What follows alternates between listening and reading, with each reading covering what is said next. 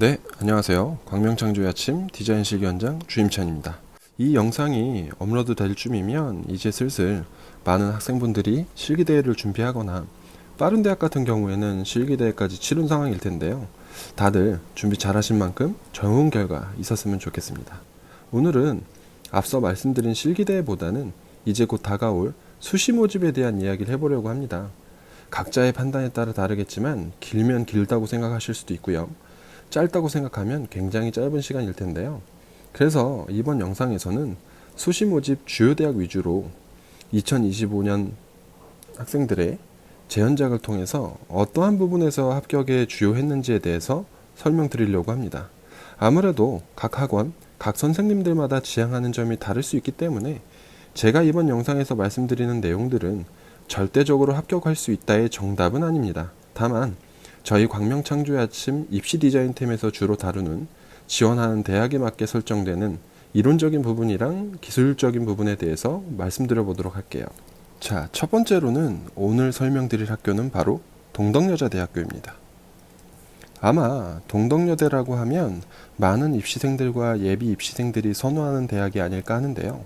서울을 소재지로 하고 있고 디자인 계열 학과도 다양하게 포지셔닝 되어 있어서 아무래도 학생들이 선호할 수밖에 없겠죠.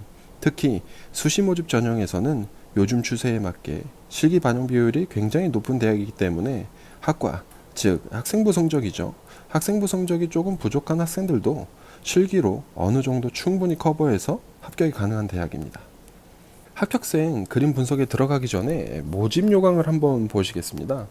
영상을 제작하는 이 시점이 아직 2026 학번의 수시 모집 요강 확정안이 발표나지 않은 시기이기 때문에 오늘 설명드릴 전형에 관련된 내용들은 추후에 2026 학번 수시 모집 확정안이 나오게 되면 꼭 다시 한번 확인하시길 바랍니다.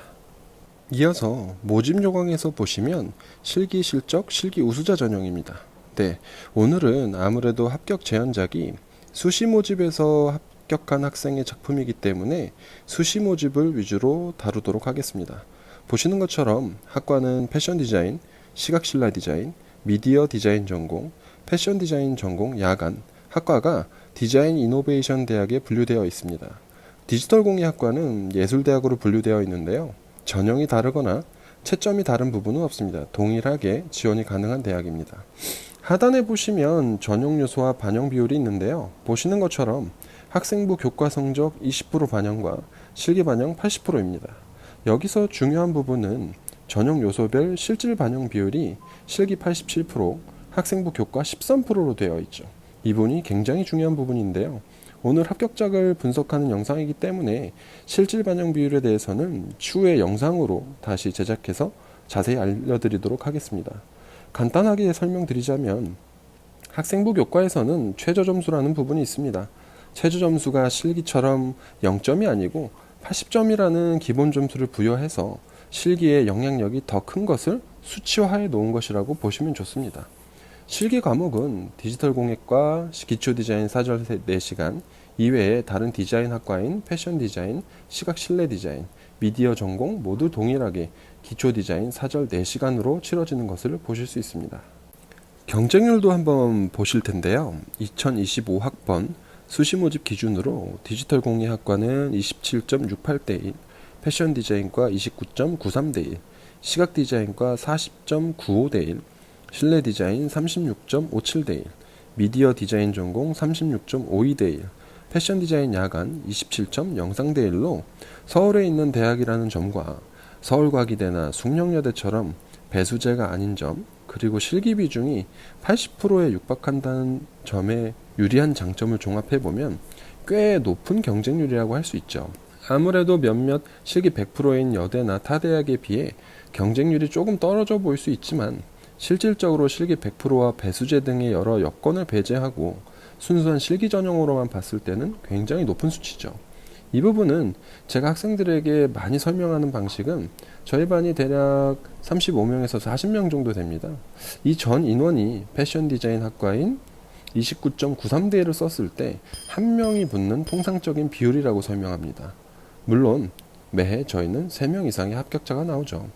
자, 그럼 이제 동덕여자대학교 2025학번 수시 모집에서 합격한 학생의 그림을 분석해 보도록 할 텐데요. 이번 영상에서는 디지털 공예학과에 합격한 학생을 그림에 대해서 설명해 보도록 하겠습니다. 다른 학과 합격생 지원작은 추후에 다시 영상을 제작해서 업로드 하도록 하겠습니다. 일단 디지털 공예학과에서 나온 주제는 캠핑용 랜턴과 브로콜리였습니다. 주제는 크게 어렵지 않았다고 봅니다. 매년 동덕여자대학교에서 나오는 주제들을 살펴보면 일단 기본적으로 두 가지의 사물을 주어지게 되고요. 2024학번 수시 모집에서는 달팽이와 와인병, 그리고 약간의 제약을 주는 조건부들이 있었는데요. 2025학번에서는 다시 사라졌습니다.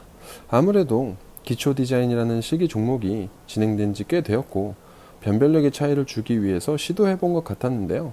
2025학년부터는 다시 없어졌네요. 주제 난이도는 방금 설명드린 것처럼 생각보다 어렵지 않은 사물들로 출제되었습니다. 다만 제시된 사물이 어렵지 않은 형태의 사물이라면 분명 어떠한 다른 외적인 요인에서의 채점 포인트가 있다라고 생각하시면 좋습니다. 분명 주제에 나오는 사물들의 이유는 분명하게 있으니까요. 이번 동덕여대의 사물이라면, 그리고 동덕여대의 특성이라면 합격 포인트는 아주 정확히 있을 것입니다. 자, 그러면 그 합격 포인트는 그림을 보면서 다시 설명드리도록 하죠. 2025학번 동덕여자대학교 디지털공예과 수시 모집에서 합격한 학생의 제언작입니다. 컴포지션부터 이야기해 보도록 하죠. 일단 저희 입시반에서 많이 사용하는 이론이 적용된 그림이라고 생각하시면 좋을 것 같네요. 기본적으로 바닥에 깔려지는 질서라는 구성 위에 틀어지는 각을 이용하여 시각적으로 외형의 변곡점을 강조하는 방식으로 주제를 만들어냈습니다. 여기서 주목해야 할 점은 질서와 변화라는 부분에 바닥에 깔려서 균일한 반복감을 통해 질서를 잡아주었다는 점과 그 위에 자연스럽게 서로 상응하는 반대의 각을 이용하여 화면의 형태, 즉 실루엣이죠. 실루엣의 변곡점을 강조한 것이죠. 그 위에 브로콜리의 동적인 움직임을 통해 랜턴을 깨는 이미지를 보여주었어요. 적절한 물성과 성질을 보여주면서 눈에 자극점을 줄 수 있는 표현거리를 생성했습니다. 그만큼 화면 내에서 단순한 반복감과 형태의 변곡을 통해 만들어지는 대비를 잘 보여주는 그림이라고 보면 좋겠네요. 또 바닥에 깔려지는 반복적인 질서에서도 한 번 더 균형적인 부분을 위해서 랜턴들이 동적인 움직임을 보여주는 리듬적인 형태의 리드미컬한 반복을 통해서 강조되는 부분을 뒷받침해 줄 수 있는 균형감까지 놓치지 않았습니다. 더불어 브로콜리가 동적인 움직임을 가지고 날아오면서 유리를 깨지는 연출, 또한 단순해 보일 수 있는 사물 간의 표현력을 극대화할 수 있는 좋은 표현거리가 되겠죠. 보시는 것처럼 동덕여자대학교에서는 상대적으로 표현의 밀도를 기반으로 한 완성도를 꽤 많이 보는 대학입니다. 물론 100%라고 보기는 어렵겠지만요. 그렇기 때문에 컴포지션 안에서 표현할 수 있는 거리를 만들 수 있는 연출에 많이 집중하는 것이 좋습니다. 컴포지션에 대해서 이야기했다면 이제 컬러링을 한번 볼 텐데요.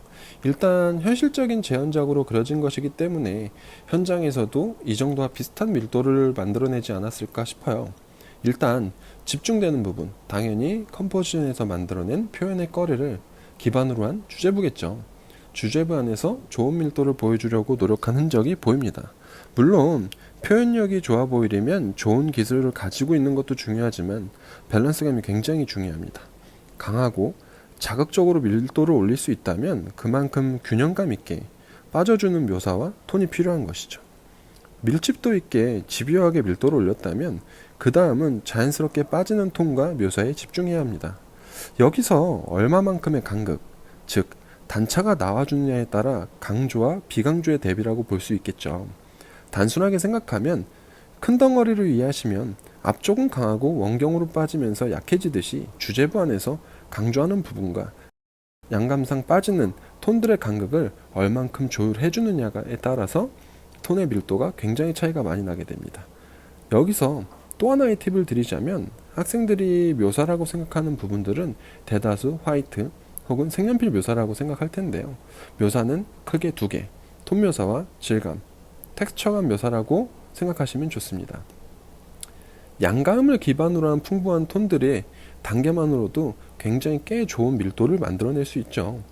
대표적인 부분이 랜턴 어두운 톤을 가지고 있는 상단과 하단의 스테인리스 재질 부분인데요. 앞으로 강조하는 부분과 뒤로 양감상 빠지는 부분의 톤 차이, 미묘하게 색감을 집어넣어 색상의 변주도 주면서 다채로운 톤으로 풍부하게 보이게 만들 수 있죠. 여기서 화이트는 강조해주는 역할만 하는 묘사인 거죠. 특히 이번 그림에서는 주되게 봐야 할 부분은 방금 전에 말씀드렸던 묘사 부분도 있지만 랜턴의 상단과 하단 부분의 스테인레스에서 보여주는 다채로운 이질감 없는 색감의 추가인데요. 아무래도 단순하게 톤만 변화를 준다기보다는 이질감 없이 색상들을 자연스럽게 넣어주면서 풍부해 보이는 볼륨감까지 만들 수 있겠죠. 네, 동덕여자대학교는 상대적으로 밀도를 기반으로 한 완성도를 높게 보는 대학으로 분류하고 있습니다. 모든 대학이 그렇듯이 100%는 아니겠지만 매년 3명 이상의 합격자들이 나오고 있는 만큼 저희 광명창조야침에서는 어느 정도 이 분류의 타당성을 맞다고 보는 편인데요. 하지만 단순하게 밀도만 많이 올린다고 생각하시면 안 됩니다. 묘사를 많이 하는 것과 많이 해보이게 만드는 것은 분명 차이가 있죠. 동일한 타임테이블 안에서 밀도를 기반으로 한 완성도를 좋게 그리고 잘 보이게 만드는 방법의 차이는 분명히 있습니다. 작은 차이지만 그 작은 차이가 똑같은 묘사를 해도 확연한 차이를 만들어내게 되죠. 오늘은 동덕여자대학교 디지털공예과 수시 합격작을 분석해 보았습니다. 다음 영상에서도 학생분들이 많이 선호하는 대학 그리고 곧 다가올 수시 모집 합격 제한작을 통해 실기 분석을 해드리도록 하겠습니다. 그럼 지금까지 광명창조의 아침 실기원장 주임찬이었습니다.